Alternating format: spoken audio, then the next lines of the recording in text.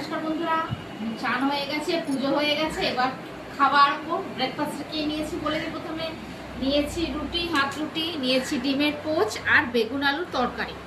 আজকে এইটাই নিয়ে ব্রেকফাস্টটা সেরে নেব।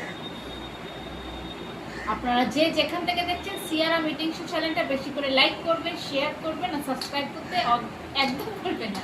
এটা আমার শর্ট ভিডিও, আমার লং ভিডিও ছাড়া হয় সিয়ারা মিটিং শো চ্যানেল আছে, সেটা ফলো করবেন।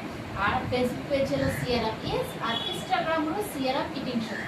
আমার এটা শর্ট, এটিকে ফলো করো বন্ধুরা, লাইক করো, শেয়ার করো, সাবস্ক্রাইব করো। তোমাদের সাপোর্টের অনেক প্রয়োজন আছে, তাই বেশি করে দেখো ভিডিওগুলো। টেস্ট করে দেখি বেগুন তরকারিটা কিরকম হয়েছে। একটু বেগুন, আলু আর ডিম,